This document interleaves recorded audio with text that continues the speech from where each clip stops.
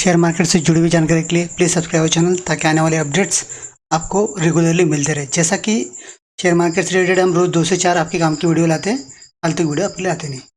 तो आज का जो सब्जेक्ट है टाटा स्टील, इसका क्वार्टर 1 का रिजल्ट आ चुका है। तो सबसे बड़ी ब्रेकिंग न्यूज़ तो इसमें है कि स्प्लिट हो रहा है ये शेयर। जो भी शेयर की फेस वैल्यू 10 रुपये थी, अभी 1 रुपये में आने वाली है। मतलब जो शेयर होल्डर जिनके पास एक शेयर था उनको 10 शेयर मिलने वाले हैं। अगर जिसके पास 100 थे उसको 1000 शेयर मिलने वाले हैं। तो इससे कोई बड़ी बात नहीं है। अगर आपकी वैल्यूएशन जितनी थी, अगर वो शेयर की वैल्यूएशन अगर 1000 रुपये थी तो वो 100 रुपये पे आ जाएंगी। तो उसमें आपका जो इन्वेस्टमेंट है उसमें कोई नुकसान नहीं और आपको कोई फ़ायदा भी नहीं। सिर्फ इतना है कि क्वांटिटी में आपके शेयर बढ़ जाएंगे। तो आने वाले समय में डिविडेंड वगैरह जो भी कंपनी देती है तो आपको उसका परसेंटेज में बेनिफिट मिलेगा। तो आइए देखते हैं रिजल्ट के ऊपर क्या पोजीशन है।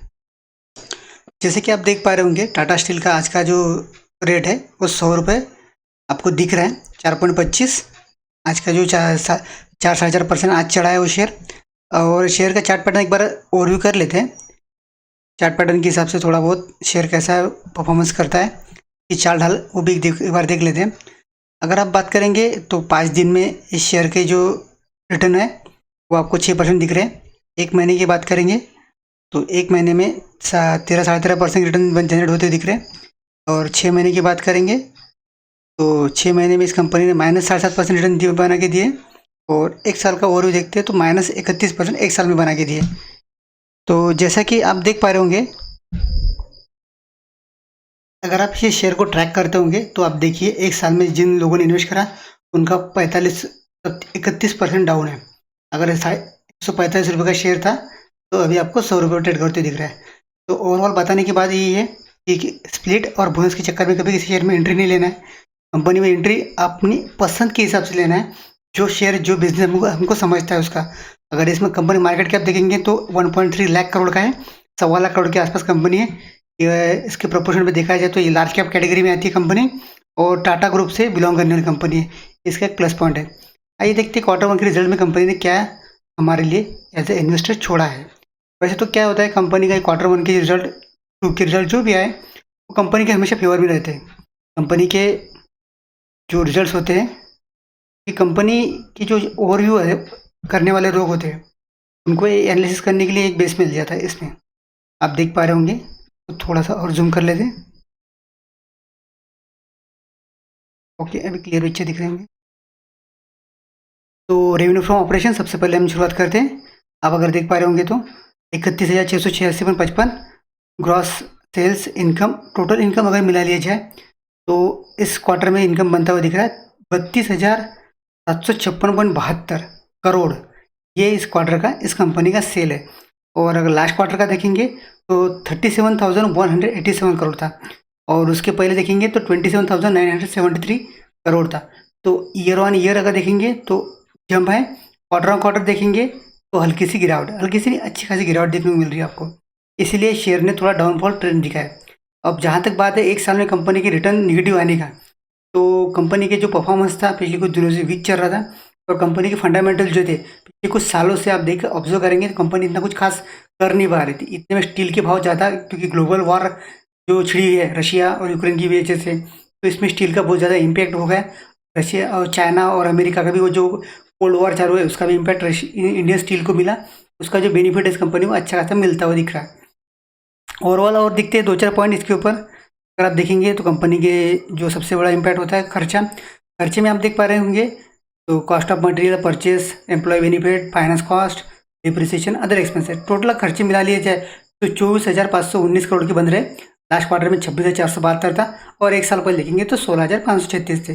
तो ओवरऑल क्या हुआ, ईयर ऑन ईयर खर्चा बढ़ते हुए दिख रहा है क्योंकि इनकम बढ़ते हुए दिख रहा है, उसी प्रोपोर्शन में खर्चा बढ़ते दिख रहा है। तो उसका इम्पैक्ट सीधे सीधा प्रॉफिट पे होने वाला है। अब देखते हैं प्रॉफिट लॉस बिफोर सारे चीज़ें होने के बाद। तो 8,237 करोड़ का इस क्वार्टर का प्रॉफिट आपके हाथ में आते हुए दिख रहा है कंपनी के। और लास्ट क्वार्टर देखेंगे तो 10,715 और 1 साल पहले जाएंगे तो 11,437। तो इसमें से एक चीज़ कंक्लूजन निकल रही है कि 1 साल पहले रेवेन्यू कम कमाने के बावजूद भी कंपनी ने प्रॉफिट अच्छा खासा अर्न करा था। और अभी कंपनी रेवेन्यू ज़्यादा जनरेट कर पा रही है लेकिन प्रॉफिट थोड़ा कम अर्न कर पा रही है। तो इसके लिए आप अगर देखेंगे तो सेकंड जो आपको पॉइंट दिख रहा है या चेंजेस इन इन्वेंट्रीज, तो यहाँ सबसे ज़्यादा वर्क इन प्रोग्रेस की कंडीशन में 4,562 का इन्होंने प्रोविजन कर रखा है। जो हर क्वार्टर वो 1300 से 1800 बीच में करते थे। हाँ, उन्होंने अगर आप देखेंगे तो एवरेजली डबल से 3 गुना, मतलब उन्होंने प्रोग्रेस जो सेमी फिनिश गुड्स वगैरह उनको जो स्टॉक पकड़ा है वो माइनस करते हुए चल रहे हैं उसको। वो अगर उन्होंने प्लस कर दिया तो प्रॉफिट यहाँ पे भी आपको इंक्रीज होता हुआ दिख जाएगा। तो ये एक पॉइंट थोड़ा ध्यान में रखिए कि कंपनी लॉस में नहीं है। कंपनी ने जो प्रोविजन करे हुआ है वो प्रोविजन आने वाले समय में आपको नेक्स्ट क्वार्टर में शायद प्रॉफिट के रूप में आपको बढ़ते हुए दिख सकता है। अब देखते हैं सारे टैक्सेशन वगैरह जाने के बाद में क्या बनता है। तो नेट इम्पैक्ट अगर देखिए इस क्वार्टर का तो 6114 करोड़ का बनते हुए दिख रहा है नेट प्रॉफिट। और एक साल पहले देखेंगे तो 8780 था। तो ईयर ऑन ईयर अच्छी खासी गिरावट आपको दिखने को मिल रही है इस कंपनी में।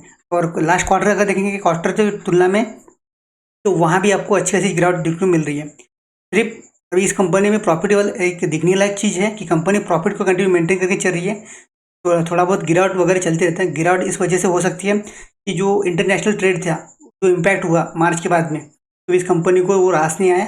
इसकी वजह से कंपनी में आपको लॉस दिख रहा है। अगर टोटल कंप्रिहेंसिव वगैरह रेट का अगर देखिए तो कंपनी का ईपीएस जो था, ईपीएस की अगर बात करेंगे तो 64.14 था लास्ट क्वार्टर में, अभी 50 पे आ चुका है। और एक साल पहले 72 का था। तो ओवरऑल आप चीज़ को देख सकते हैं, कंपनी अच्छी खासी है, कंपनी में कोई दिक्कत नहीं। कंपनी का रिजल्ट भी अच्छा आया हुआ है, बुरा नहीं बोल सकते। ऐसे कंडीशन में भी इस कंपनी का अच्छा रिजल्ट आया हुआ है। तो ओवरऑल बताने वाली बात है कि अगर आप इन्वेस्टर है तो कंटिन्यू कर सकते हैं। कोई में ऐसी कोई समस्या भी फिलहाल तो नहीं है। और बोनस स्प्लिट के चक्कर में कभी कंपनी में इन्वेस्ट नहीं करना चाहिए। और जहाँ तक नई इन्वेस्टमेंट की बात है वो सोच विचार करके इन्वेस्ट कीजिए, क्योंकि कंपनी अभी स्प्लिट दिया है। तो स्प्लिट के बाद शायद हो सकता है कि कुछ इन्वेस्टर अपने शेयर बेचे, क्योंकि जिसके पास 100 की कैपेसिटी उसके हाथ में 1000 शेयर आ गए। तो आने वाले समय में आपको शेयर गिरता हुआ दिखेगा। फिर क्वार्टरली रिजल्ट्स में भी गिरावट दिख रही है और स्प्लिट ऐसे वक्त पे आया है कि यहाँ पे भी गिरावट आपको दिख सकती है। तो गिरावट के मद्देनजर इन्वेस्ट करने से पहले सोचना जरूर। Thank you for watching video, stay continue with us.